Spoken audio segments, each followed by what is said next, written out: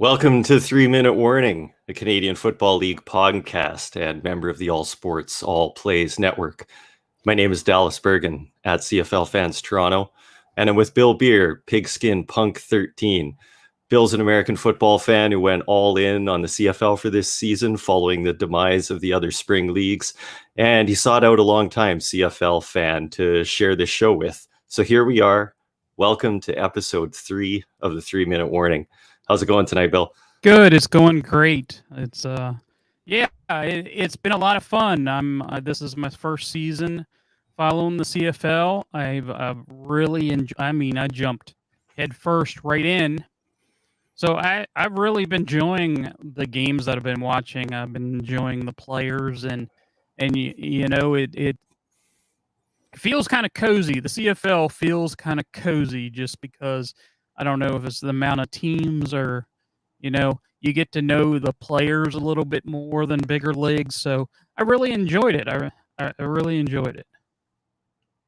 Oh, that's right on. I never thought that could be an advantage, but it's true. For a new fan, it becomes pretty easy to get to know the star players and the different teams and their character and whatnot. It's a busy weekend in football. I mean, we had the big start of the NFL this weekend and college into, a few weeks in. How much football did you watch this weekend?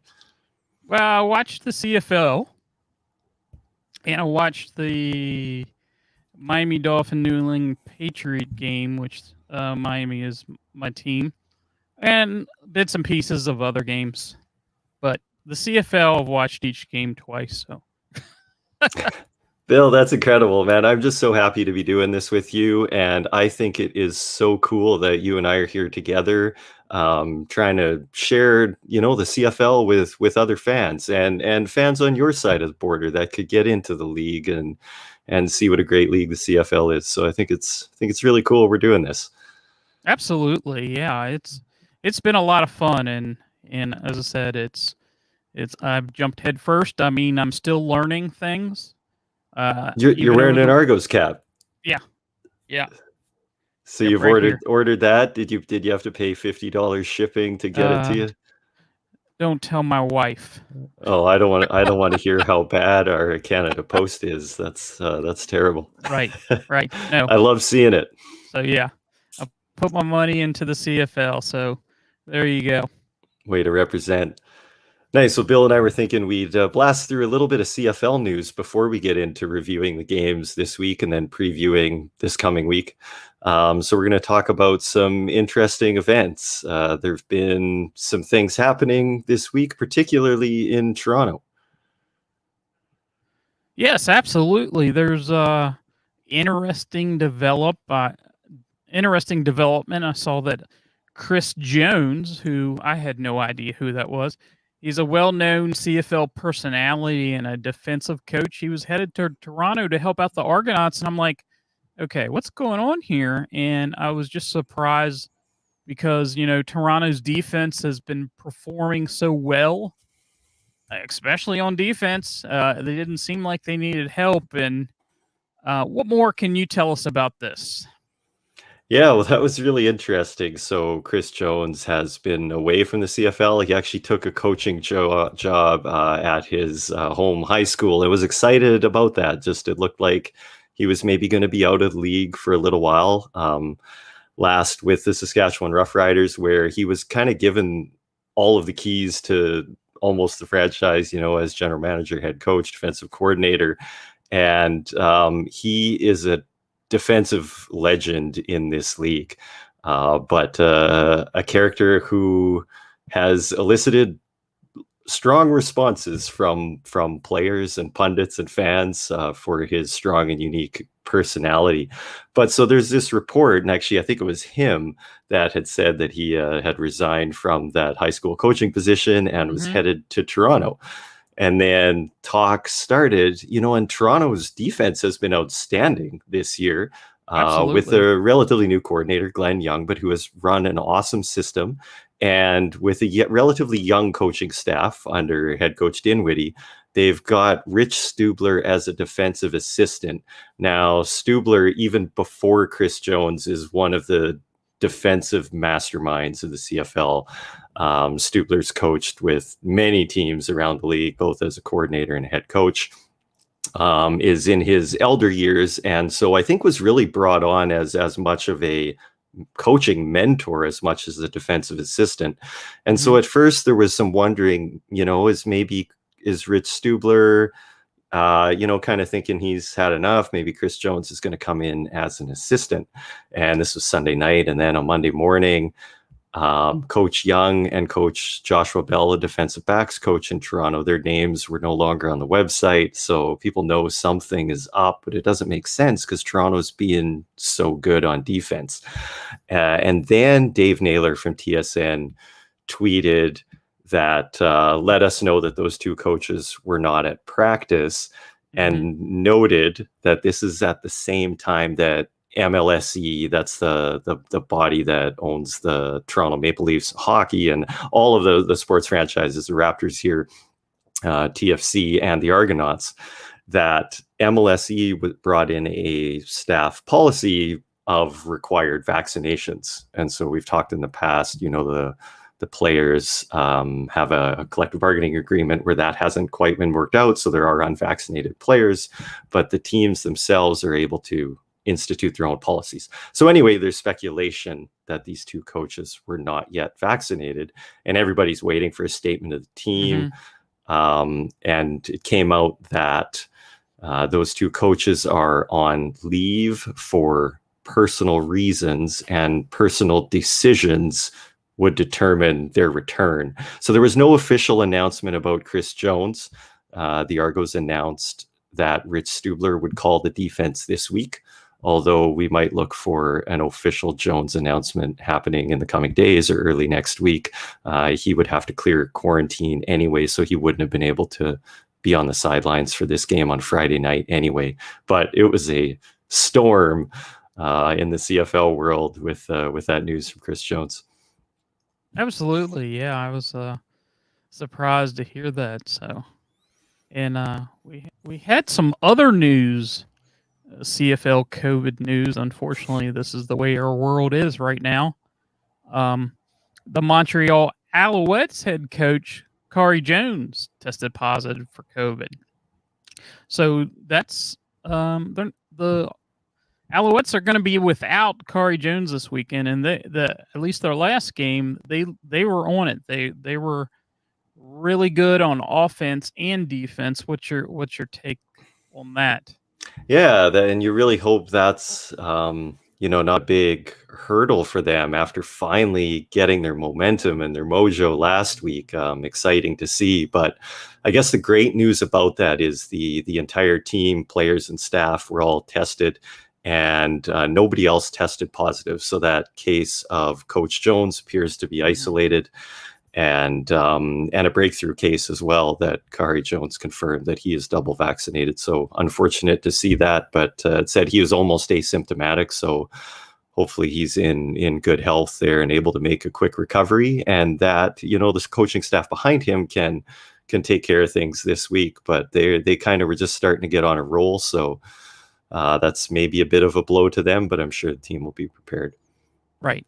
Yeah. They seem to be well coached from what I could see. So, some other notable headlines that we have is Cody Fajaro this week took limited first team reps for the Riders on Tuesday, and on Monday, David Watford ran with the number ones in Hamilton, but Jeremiah Masoli did practice in a backup role. Yeah, really sad to see these quarterbacks going down, particularly in Hamilton, where in the offseason, I think the whole CFL was envious, where Hamilton clearly was coming into the season with two, top level starting quarterbacks in Dane Evans and Jeremiah Masoli, and now they're looking at both of them being injured. Maybe long-term, like Masoli, they haven't said much. You remember Masoli started the first two games, and then Dane Evans came back and started the next game, and they said that Masoli was hurt, and people weren't sure if the team was, trying to pull one on us or save face for him or whatever. But then news came out that he hadn't thrown since then. So he's got a serious injury, and now Dane Evans is out 4 to 6 weeks. So a little rough in Hamilton. Yeah, I would say. And Dean Evans looked pretty good, the last 2 games, almost 2 full games. He's looked really solid. That's a big loss for them. Yeah, he did. You never want to see these quarterback injuries from any player, any quarterback, of course, but these top No. players going down. It just really causes the game to suffer. Ottawa hasn't quite suffered the injuries that Hamilton has, but has struggled on the quarterbacking side of the ball. Mhm. Do you think there's any chance we might see a quarterback from somewhere else in the league land in Ottawa or Hamilton? It's very possible. I mean, I don't have much experience on the trades and how that works, but it seemed like they should do something. Ottawa, they just need help all over. Their offense is they just don't have a lot of playmakers right now. And, the Tiger Cats, they have a good team. When we talked at the beginning here, they were like on the road to a possible, championship team. They were one of the top teams in the league coming in, um, besides Winnipeg. I don't know. There are some guys out there that could be available. What do you think about that? Yeah, that's true. Well, I mean, obviously, if you think a couple teams right away. You think of Calgary right away, Mhm. because we saw that Jake Mayer appears to be a bona fide, well, maybe 3 games isn't large enough sample size, but he's the only quarterback to ever throw for over 300 yards in his first 3 games. Yes, that's amazing when So you think about it. You think about the quarterbacks that been in the CFL. We're talking about Warren Moon. We're talking about Doug Doug Flutie. Flutie, yeah. Yeah. Um, First 3 games, 300 yards passing. That's pretty amazing. That's pretty amazing. It really is. So you think one of those teams could at least make a call to John Huffnagel and ask. And now, of course, Yeah. Bo Levi Mitchell is back, or was back this last game and started. Mhm. And you have to think that, and I don't think there's any moving on. This is Bo's team, but what they saw of Mayer, you would think that they're thinking he is their future and Bo Levi's heir. And yet, John Huffnagel and Dave Dickinson are such good scouts and developers of quarterbacks that it might be just like them to say to the rest of the league, we can find and develop quarterbacks almost at Mhm. will. And maybe they do send one because it's to the other division. So there isn't that same concern. So the other team I was thinking was Toronto, because they kind of have 2 bona fide starters as well.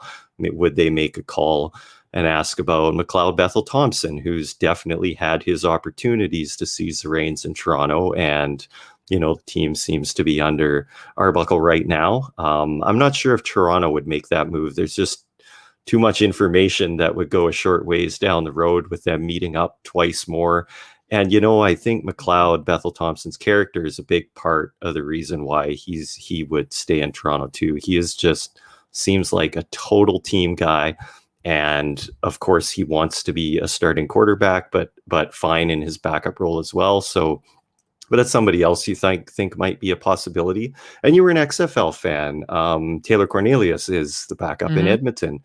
Maybe Hamilton or Ottawa might be interested in a look at him, even though he hasn't had pro experience in the CFL.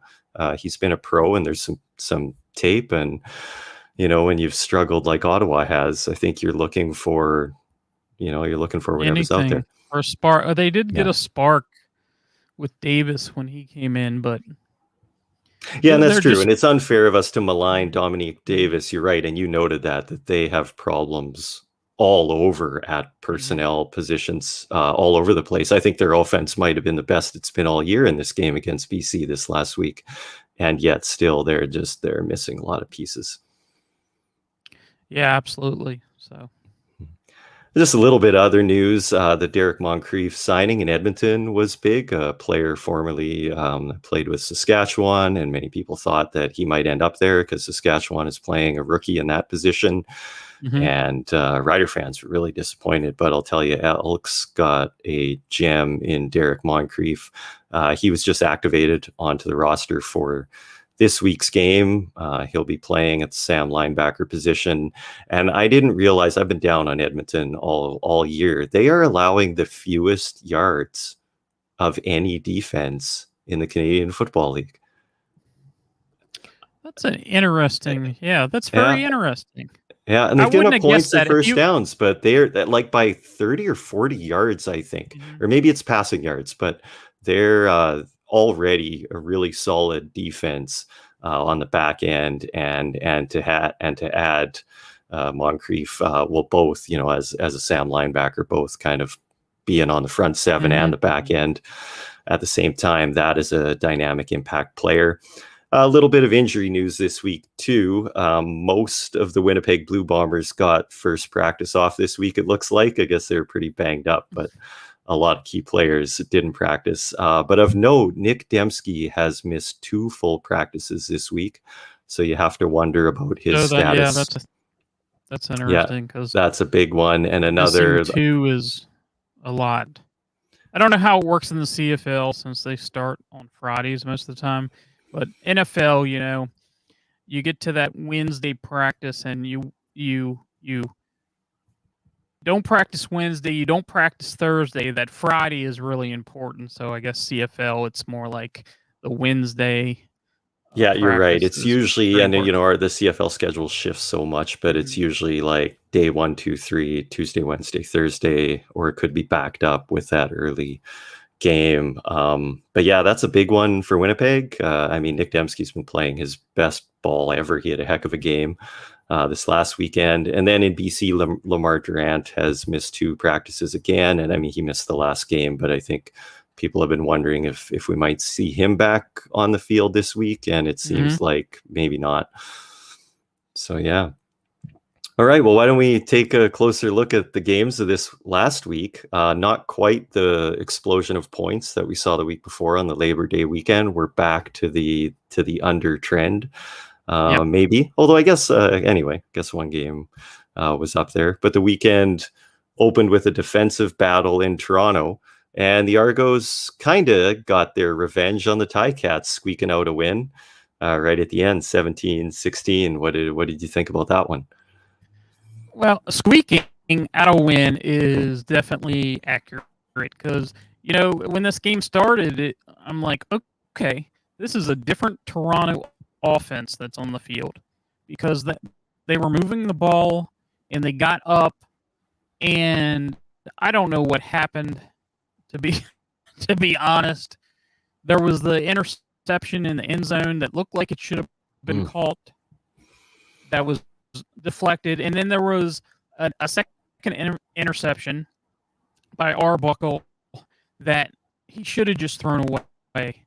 And I have a feeling that interception happened because of inexperience. I know he hasn't played a ton of games, but he's got to learn. When you're in trouble, you can't just throw the ball, just heave it out of bounds, and that's what I noticed is the defense played a lot better for most of the game, but they squeaked out a win. That missed extra point at the end, it was like unbelievable because I felt like Toronto was going to lose this game towards the very end. They lost momentum totally, and I thought they were going to lose this game. Yeah, and you're so right. And that interception, that second one that you talked about, where Arbuckle just kind of threw it off his back foot, a really ill-advised throw, almost cost them the game, or at the very least sent them to overtime, you would have thought. That was a 32-yard field goal. Convert attempt that would have tied the game. So that's those longer convert attempts that we have. Makes the game a little more interesting, although kickers should still be 95% on those, but every once in a while they miss. There was one interesting thing on that one. Do you know who was the holder for Hamilton on field goals until 10 minutes before that? Dean Evans. Dean Evans. Yeah. Is that right? So And I don't know if the hold was a factor or not. It may have just Right. been a bad kick, but you always got to wonder that timing between snapper, holder, and kicker is so important. But anyway, it was a shame to see Dane Evans go down for sure. But yeah, reviewing that game, and sorry, this is a little Toronto centric, being CFL fans in Toronto. Mhm. But looking at the Argos, absolutely the great play from the front seven. I mean, that defensive line, and had a lot of new names. Let's not forget that they in the offseason went and signed two like CFL stars and veterans in Mhm. Cordaro Law and Drake Nevis. They've been on the injured list all year. And so they've had to have these guys step up. Sean Oakman, Eli Harold, Dwayne Hendricks have all been playing really well. And Oh, yeah. Charleston Hughes unable to go, and guys are just stepping it up. You Robbie Smith and Sam Achampong all contributing, and then that linebacking core behind them that we've talked about that is just so outstanding, and how creative they get finding ways to get four linebackers on the field quite often because they have this wealth of Cam Judge and Dexter McCoyle both at the will position and finding ways because those two are both so good to be on the field. So that defense was so strong. On the other side of the ball, well, first to special teams, I loved the insertion of Chandler Worthy. I had mentioned Yes. the 3.9 punt return average or whatever it was the Argos had been struggling with.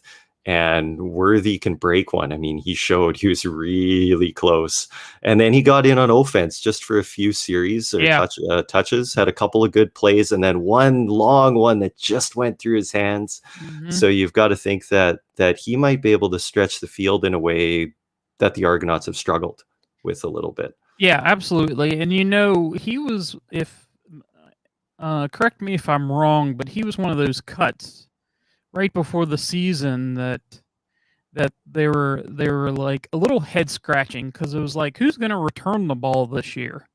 Because there was people, in the media that was like, "Yeah, he would have been a good returner," and it was questionable. It was questionable why he would, but he was definitely they brought him in, and you saw the spark right away on all the returns. Absolutely. Right You off saw the a big top. difference, so there's no way they're going with him the rest of the season, and I think they just can mark that as a mistake, basically. Mistake Yeah, they they really made. needed that. And you know what that I think maybe also contributed too. I think the two best receivers for Toronto was Ricky Collins Jr. and Curly Mhm. Gittens, who have been the two other return guys in addition to Braverman. And so they got a break from the return game, and they are both becoming a huge part of this offense. Ricky Collins on 2nd and 12 took a screen pass and made those 12 yards. He's become a real go-to guy in those second down situations. And then Curly Gittens Jr. just keeps seeing the ball a little more every week and is Mhm. working into this offense. And it's so easy to just focus on Tavares Daniels and Eric Rogers because they are two of the best receivers in this league. But I really like how Toronto is spreading the ball out and really looking to that field side of the offense to those receivers as well. And then using DJ Foster as Yes. creatively as they have in space, both carrying the ball and catching the ball out of the backfield. No, I had said for a few weeks they need to find ways, creative ways to get him involved, especially in the passing game. I mean, he led the receivers in yardage this week, only by a few yards over Ricky Collins, but yeah, he's an exciting player. John White ran the ball awesome. Did. You know, they have some talent on offense. They just got to figure out how to use them and how to, you know, with we're into I guess it's game 5. It was game 5 for Toronto. Got to start gelling here on offense. I think their defense is starting to come together. I think their offense has been the problem, and they just need to start gelling. So hopefully that's coming pretty soon. Yeah, some of the struggles. I mean, it's a great win to beat Hamilton in this game, but a couple Mhm. disappointments. Uh, Dejon Brissett had a huge opportunity this week as a young receiver, a Canadian receiver, to start in a spot that is usually taken by an American receiver. Mhm. And Toronto really tried to work him into the game, but he was the result of that first interception, which may have been as costly as the second because it was what should have been a touchdown catch Absolutely. that was tipped into the defender's hands. And they kept going back to him, and he ended up without a catch. He had one that was called back by penalty, but on the stat sheet, he had no catches. I think they might have targeted him 5 or 6 times. That was really disappointing, particularly disappointing because I took him in fantasy, so that was a fail. And I'm curious to see if he starts in that spot again this week, if they go back to him, or Yeah. if they look elsewhere. But I just hope he gets a second shot, and yet at the same time, you need to catch that touchdown pass, Yeah, you need to catch the right? ball. So that Right. was disappointing. It was And bad the that he passing didn't game. Sorry, go ahead. it was bad enough that he didn't catch it, but to tip it up and it's intercepted, you lost out on any points at all, Yeah, so no, for yeah. sure. And that's a very costly mistake. Not getting the longer passing game going.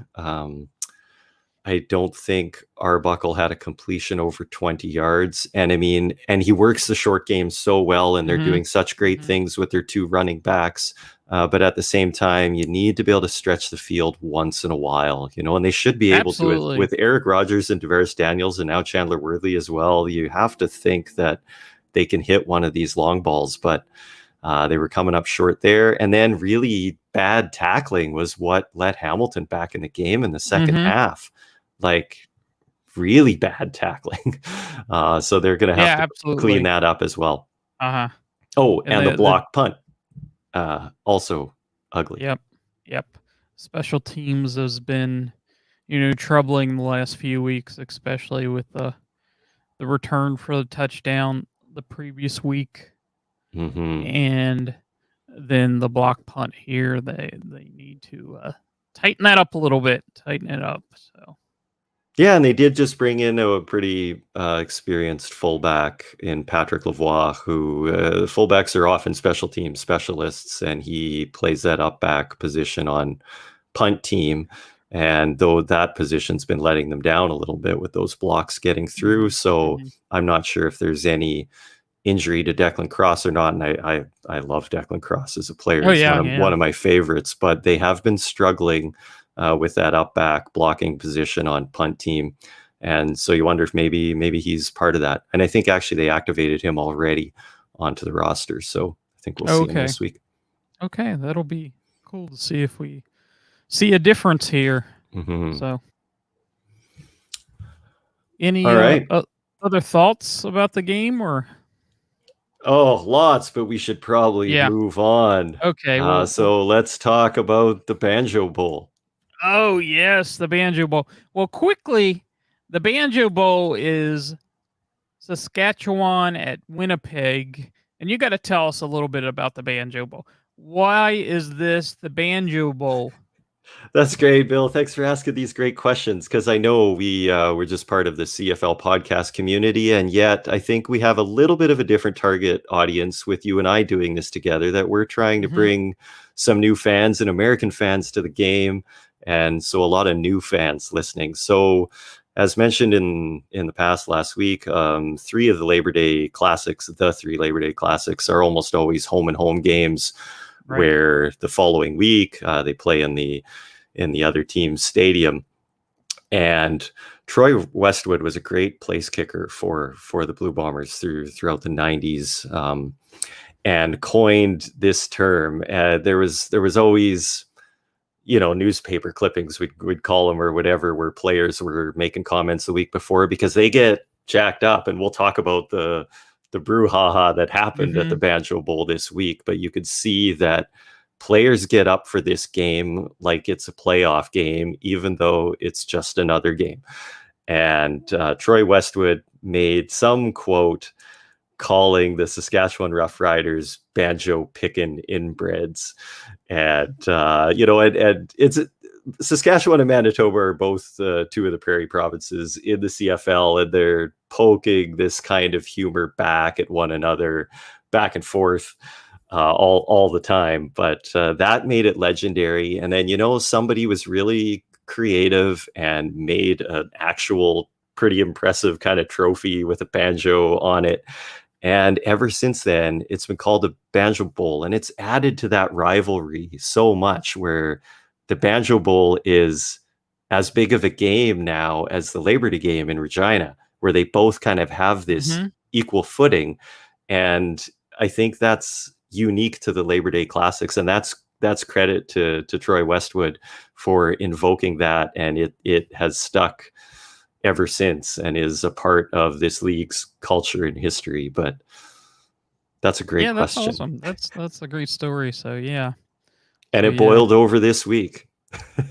So we Oh had yeah. Saskatchewan losing 33-9 in Winnipeg, and it was ugly on lots of levels. What did you think of that battle? I thought, you know, I thought just like I thought with Toronto and the Tiger Cats, we were gonna get a different game because even though it was in Winnipeg, I thought there was still a chance that, you know, beating a team 2 weeks in a row is difficult. It's really tough. And I thought that, the Rough Riders would come out there and look a little bit different. Cody Vajaro's been really struggling of late, the last 2 games. I don't know if it's just Winnipeg or what it is, but they haven't been functioning the best on offense. I mean, their defense had been playing not terrible, but when you have, you know, an offense and defense like Winnipeg, I mean, you're going to have to play your best because they're one of the most well-rounded teams we have in the CFL. And I just think you can't make mistakes against this team or it's going to hurt you. I know there were some, fights on the field, scuffles or whatever you want to call it, pass interference calls that are like, where's that coming from? And there were some questionable things in this game. So, um, Mhm.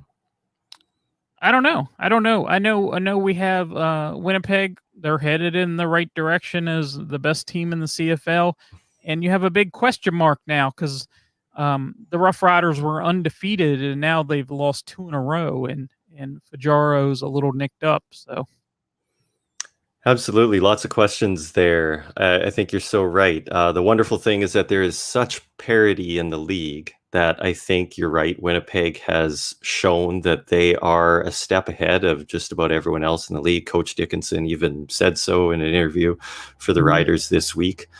But then after that, and of course, Ottawa has been terrible, but everybody else, I tried to do a power rankings, and everybody always hates everybody's power rankings and just thinks that they are completely wrong. But I tried to put the teams from 2 to 8 in Mhm. some kind of order that felt right. And I'll tell you, it's an impossible task because Absolutely. whoever you have at 2 and 3, and then you look at whoever you have at 7 and 8, you kind of think they're all about the same. They can all compete with each Yeah, other. They can all beat each other. except for So 9. yeah, 9 well, is yeah. exactly. We'll Yeah, cut them out. Yeah.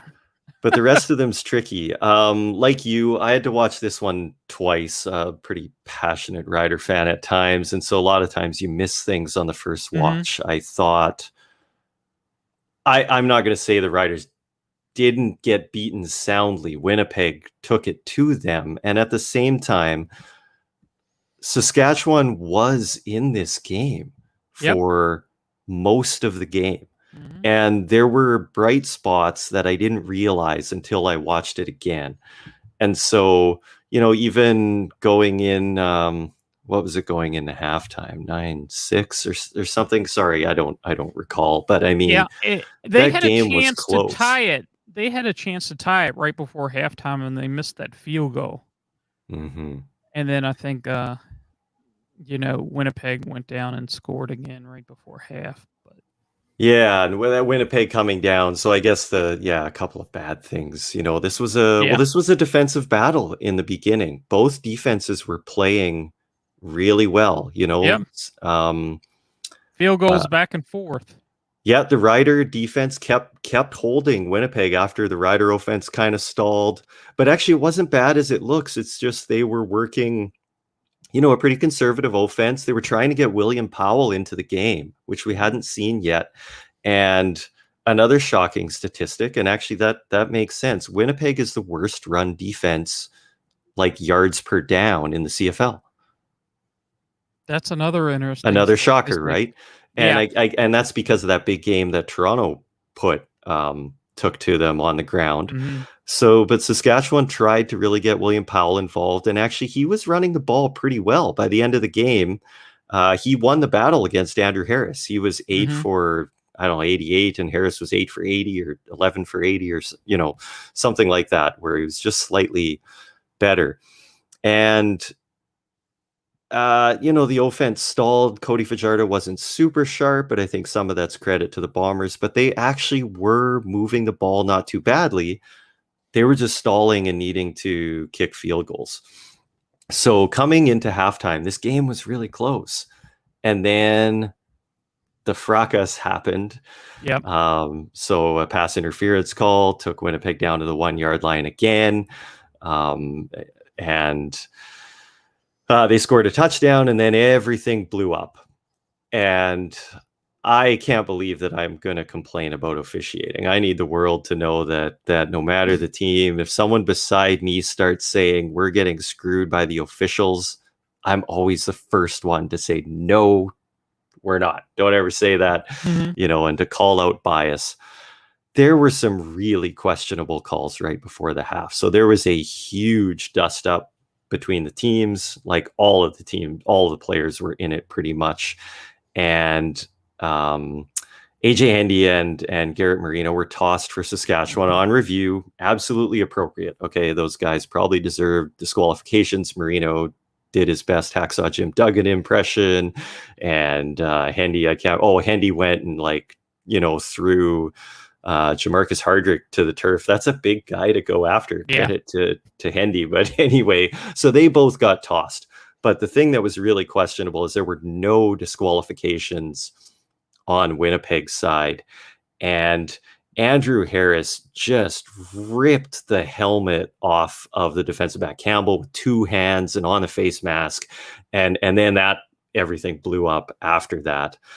There were penalties assessed to Winnipeg, of course, but two disqualifications for Saskatchewan, none to Winnipeg. It looked like Harris should have been disqualified as well. And usually when those things happen, officials even Hmm. it out. And even 2-1 would have been understandable, but two players ejected on one side and none on the other. That didn't seem right to me. And No, that then seems a little off. yeah, and then on the ensuing series, Saskatchewan's still trying to come back, and they drive the field and they throw a long ball, and there was a not pass interference not called, and Craig Dickinson threw the challenge flag, and it was reviewed. And really, I'm trying to shelve any Saskatchewan bias here, but in this Hmm. in this replay, the defensive back, there's mutual hand fighting, tons of it, which is always fine. I never Yeah. call that pass Yep. interference.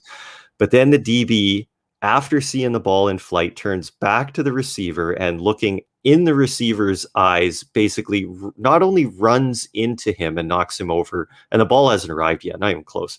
And he's got his hand like right on his face mask at the same time. So Rider receiver spills, there's this challenge, and the ruling on the field stands. And I'll tell you, I was shocked. I just believe that gets called on the review, certainly like 100% of the time. I couldn't believe it. And I will never, ever say that officials are to blame for the outcome, but that was a big point in this game, to say the And least. and the ones that do the review, that's in like they call the command center, so they're the ones that decide if it's overturned or not. That's right. And every camera angle and in slow motion. Hmm. So I don't know if anyone's I don't listening know. and In the wants to NFL, tell they me used to what I'm call it. missing, but That was pass interference, 100%. In the NFL, they used to call that face guarding. You go towards the receiver. You're not playing the ball. You're playing the receiver and kind of go up in front of the receiver. I don't know if they call that anymore, but it used to be face guarding. It used to be Mhm. called. So yeah.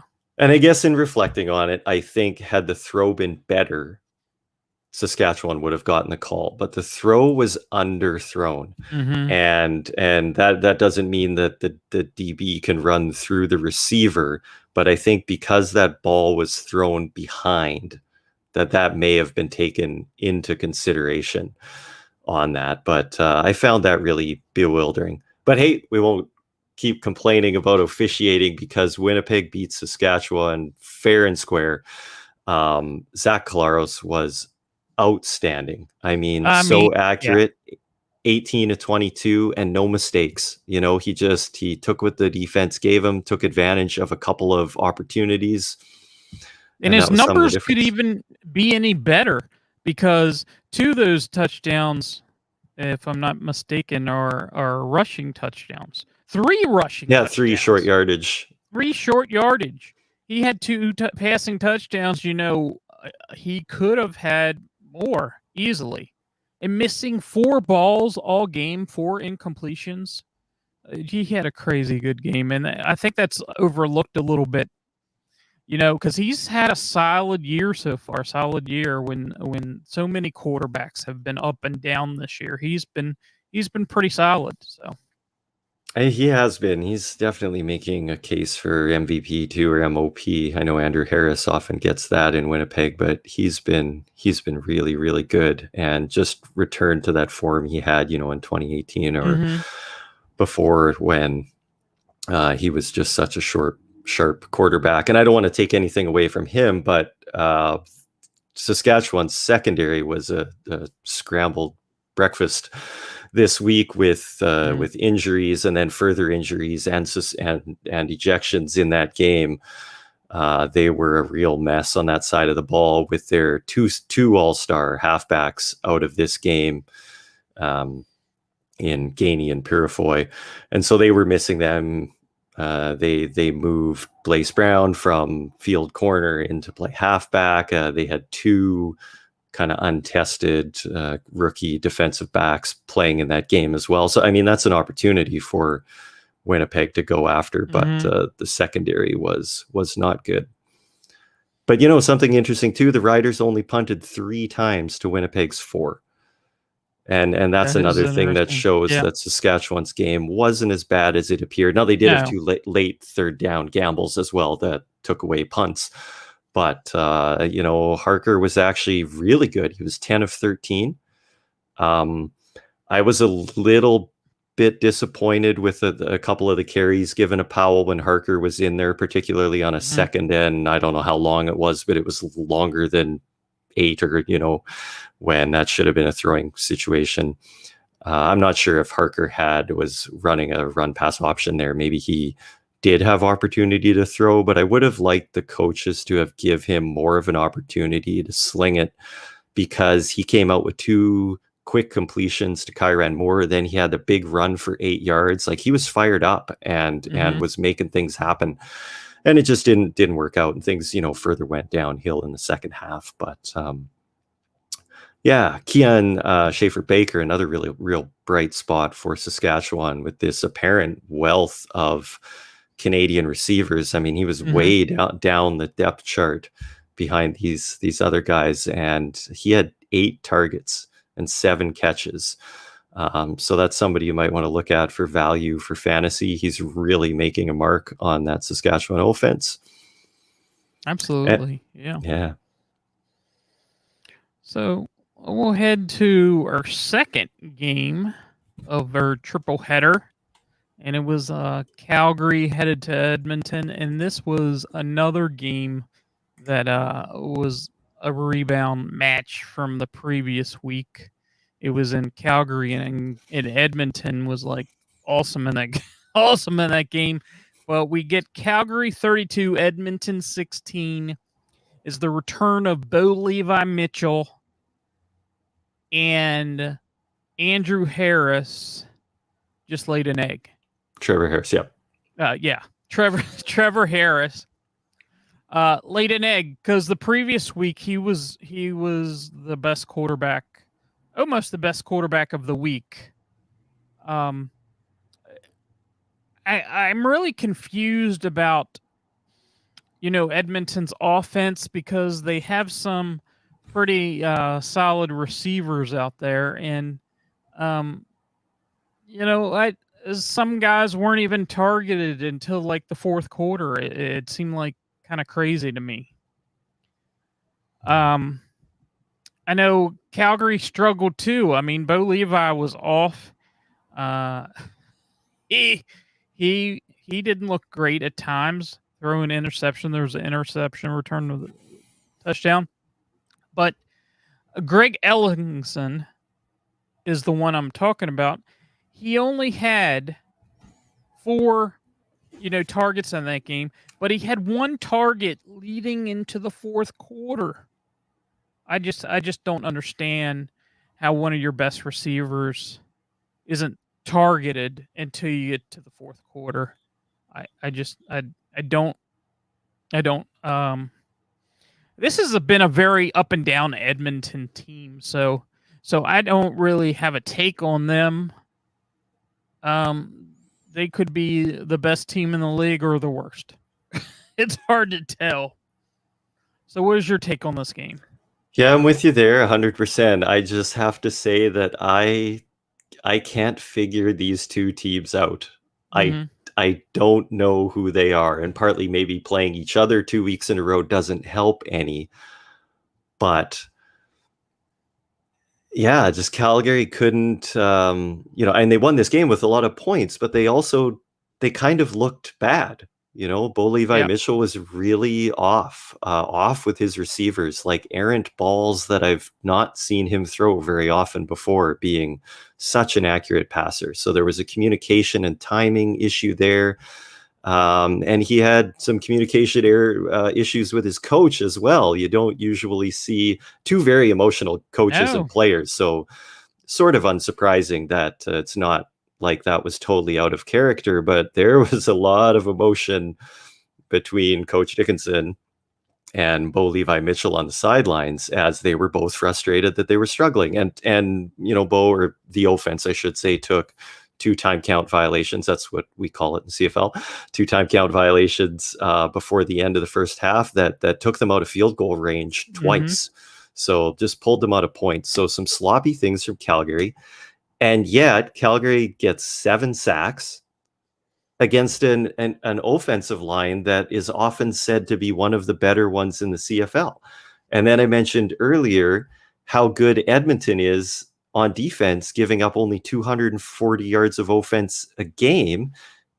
And yet we have this sense that like they're not very good. I They had 10 knockdowns in the secondary. Calgary had 2. So very Mhm. different defensive schemes too, I think, where Edmonton is just maybe dropping a lot of guys in coverage and really keeping the passing game underneath. But I don't understand the identities of these two teams. I think there are some bright spots on each side. Middle linebackers for both teams, I think, are Mhm. really excellent. Darnell Sankey is great in Calgary, and Biera in Edmonton seems to be really excellent as well. And they've both got some really good defensive backs, but apparently they have some bad ones too. And Deshaun Amos is someone who I can't figure out which of those he is. He seemed to be one of the best new DBs in the CFL, and then had a really rough game. And so it's hard. One guy who is a star, though, 100% is Kamar Jordan, wouldn't you say? Oh, yes, he had an awesome game. He had 12 receptions, 159 yards, and one touchdown. And let's talk about that touchdown because that was real curious for me because we're less than 20 seconds left in the game and they go deep, score this touchdown. It's what I call running up the score, but is there I know there's opinion of a lot of people that are like you play until the final whistle goes. You play as hard as you can to the final whistle. And there are those that, you watch college games and when somebody wins by 60, you think it's a little excessive. So is this like a playoff, advantage in points that what is your take on that?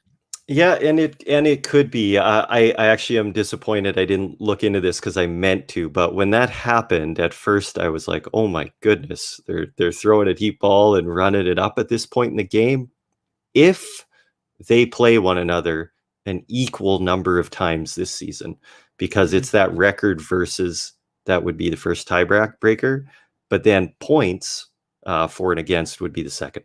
So if they were to say play each other 4 times and each have 2 wins, then they would be looking 2 points. So I suspect that they probably play an even number of times. Otherwise, I Mhm. am shocked because I was sitting with my friends. We were watching the game. We were all just like, wow, I can't believe they just ran that. And maybe they just wanted to stick it in their faces too. Who knows? But Well, you saw at the end of the game that Bo Levi was waving at the fans, goodbye. how many fingers? Well, yeah, I don't know. I didn't catch that, but yeah. Yeah, lots of But that's bad blood that there I too. take it that that's his personality. He's kind of arrogant, but he has the skills that he can be. But um, I'm not a huge fan of the things that I've seen. But it's good. It's good for the league to have your Luke Skywalker and your Darth Vader. It's good. It's good. It makes good entertainment.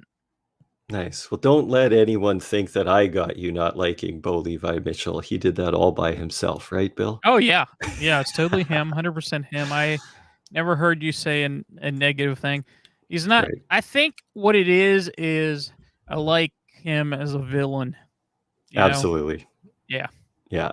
So it's And not like he's I he's dislike him. It's outstanding. I just think his record is like 70-10 as a starter or something like that. and he can throw the ball. The way he throws the ball is like you gotta admire that the way he can sling it. He just didn't do it so well the other day. So. Yeah, they just have so much swagger at that quarterback, and I mean quarterback position up to the general manager level, but Mhm. with Huff and Dickinson and Bo Levi, they've got swagger. They're confident. They believe in their team. They can, not afraid to talk it up. And so yeah, it's easy for Calgary and those quarterbacks and Bo Levi Mitchell to be the villain, and it's great. It's great for us as fans and great Yes. for the Yeah. league. But they're a great franchise and Absolutely. great players. In fact, I will refuse to think that they're not good because they're always good. And they proved it in this game that they Yeah. did Yeah. take it Yep. to Edmonton after As you Edmonton beat said, them. teams 2 through 8, you could insert anybody. It's almost like a puzzle. You could move them around and whatever. And at the moment, you're not wrong. You're not wrong because it's so close. One week somebody looks good, the next week they don't look so good. I mean, we don't have an idea how the playoffs are gonna match up here in week 6. So, except for the top team. We got on Bo Levi for his lousy clock management. I see ours isn't very good either today. Oh Lots yeah. lots to say and talk about, but we should get Oh to right. Ottawa. Maybe we could just say Ottawa's terrible and Michael Riley is maybe the best quarterback in the CFL. Yes. So we had the BC Lions 45, the Ottawa Red Blacks 13, and it was all BC all the time from the opening kickoff. Mike Riley has been incredible this year. He's been, as far as I'm concerned, he's been the best quarterback the first game he came in. And he gave it 100% in that first game. His arm wasn't there, but he was completed passes. His receivers were coming back to the ball. They might be the best receiving core in the league also. You got Lucky Whitehead, you got Brian Burnham. There They've you been go. Yeah, they've been pretty incredible. Lucky Whitehead has a missed field goal return for a touchdown. And I mean, all he does is make one cut and he goes down the sideline, and they're there he goes. They're fun to watch. They're very fun to watch.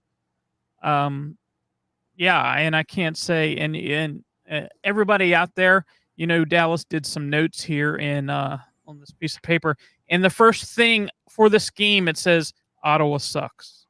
That's his notes for for this game. So They're gonna bounce back and win big this week, maybe. But yeah, and you know what? Like they have good coaches in Ottawa, so I think they should be able to figure this out. They're missing some mhm. pieces on the field, I think. But I'm glad you mentioned the missed field goal because that's a 119-yard missed field goal return. That's one of those plays, Bill, that I want you and I to share with our American listeners and viewers to check out that Lucky Whitehead missed field goal Oh return. yeah. That is iconic CFL excitement and kind of quirkiness. Like Yeah. that was so awesome, though. And that's what you get when you have the goalpost there on the goal line. That's what you get. You can do it in the NFL. It rarely happens that you even get any kind of return. It's only if it's short. But the CFL, I've seen quite a few returns, on the missed field goal. This was the best one. This was incredible. BC was just on it. Every phase was on it in this game. So, but very entertaining. That's one of the things that you get in the CFL. I like this 20-yard end zone because you can do a lot of different things. Returns. You have you can get single points. So yeah, it's and this game was entertaining. I mean, unless you was like Red Blacks fan, probably wasn't mostly entertained. But I love to see, you know, him throw the football. Mike Riley throw the football. It's a lot of fun.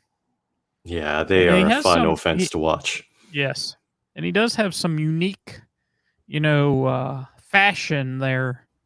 When you see interviews with him when he's not in Mike O'Reilly his, is a style icon for yeah, sure.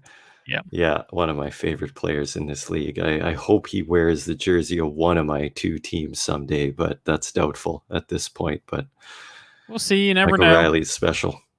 So, we head You just go to into fantasy?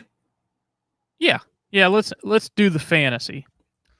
So I had a few fantasy studs this week, and one of them you would never, well, I wouldn't in a million years guess, but it was Ryan Davis of the Ottawa Red Blacks. He had a 2,800 price point, and he had 29 fantasy points. That's incredible. That's incredible. My other one is Mike Riley, of course, 33.46. Brian Burnham, Lucky Whitehead, Lions defense, BC Lions all the way. Some fantasy duds, and Trevor Harris is up there because one week he scores like the most points for a quarterback or close to, and then the following week does nothing. So very, very interesting week. The I don't know. I don't know. I doing this fantasy, and I started out. That's how you get to know the players and that sort of thing. And the big thing about it is these guys that just show up, have a week like this Ryan Davis has. Yeah, it's like, okay, where did that guy come from? Where, what, where's he been? And it's like, it's been pretty interesting. Kadeem Carey didn't have a great week in comparison. He only had 4.5 fantasy points, 8,400. There was a lot of disappointing players this week. So what do you who do you like on this coming week? Do you have some thoughts about who? Yeah, I think I mean, and we're just talking about how good BC is, and we didn't get opportunity to talk about how good BC's defense is. And yet they need to make the long flight to Montreal. And I think that Vernon Adams Jr. finally got things going. I know they're going to be without their head coach on the bench, but maybe that fires them up too. I just believe that Montreal is going to show up strong this week. BC does have a couple young defensive backs on the field side. And so I like Winicky for Montreal this week. I think he's a really smart receiver that will be able to make use of all the space on that field side and respond to those less experienced defensive backs. I think Emmanuel Lewis is a good pick as well because I think they'll be throwing the ball a lot. And then those value picks in Saskatchewan, not that I'm sure how they're going to do against Toronto this week, but I do imagine they throw the ball a lot. And Keon Schaefer Baker and Braden Lenius, who also had a big play in Winnipeg the other day and is proving to be a big part of that offense. I think those two guys, because they're going to be 2,500 or 3,000 or 3,500 maybe. Could be some nice value picks. I'm not sure I would take Kadeem Carey. I think it's always picking offensive players in Calgary is really tough. They spread their ball out to those receivers so often. I think even just finally this week, it's been established that Kamar Jordan is their number one. But even before this week, was it Ambles? Was it Josh Huff? Mm-hmm. And those guys, they can have like 2 catches for 11 yards, or they could have 9 for 100, and just seems you never know with Calgary. So I find Calgary guys tough to pick, but I think Carey, partly because they're playing Hamilton. I think Hamilton's got a pretty great run defense, particularly in the interior. So I wouldn't take Carey this week. And I'm not sure about Willie P in Saskatchewan either. Toronto is also a tough team to run against with their front seven. I think Saskatchewan will probably be looking to pass the ball, assuming that Cody Fajardo is a go. And even if not, it'll be a short passing game for Harker too, I think. So, and I'd probably stay away from Masoli. We don't even know if he's going to play, but we don't know. That's oddly, I mean, Hamilton is a team that sometimes runs the ball like 5 or 6 times in a game. Maybe they work the running game into their offense. I mean, they have 3 excellent running backs in Hamilton, so they could maybe tweak things there. But that's a big chance to take 2 to go at Don Jackson or Sean Thomas Erlington. But I'm not sure about Masoli, so we'll see what happens. You can't go wrong with the BC receivers, at least. It's true. Burnham and Whitehead are probably always worth it, and Riley too. So I guess we'll get ready and wrap it up here. We have I'll just go over the games this coming week 7. Friday night we have Calgary at Hamilton.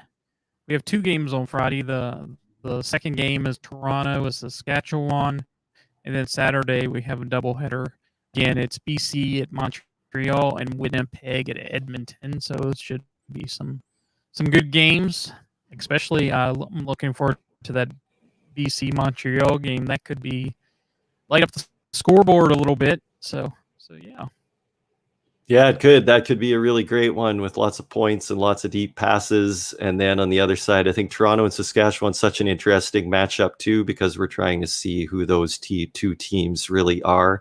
And yet they both run a pretty short passing game, so that could be a defensive battle there. But really excited about these games this week too, and to see what Hamilton can do, whoever's under center, whether it's Watford, probably, and see if they can rally around the young, lesser experienced quarterback with the rest of their solid team and at home to pull out a win. Absolutely. So I guess we'll get ready and get out of here. So we'll be back next Wednesday to talk about week 7, go over the news, and do a little fantasy. So it was a lot of fun tonight. It was great. Thanks to all our fans and listeners out there. You can find all the games on ESPN Plus and TSN. And find our fantasy leagues, CFL Fantasy and CFL Pick'em, and join our leagues. We are 3 Minute Warning, a Canadian Football League podcast. Thanks for joining us tonight, and we'll see you next week. Okay, see you later.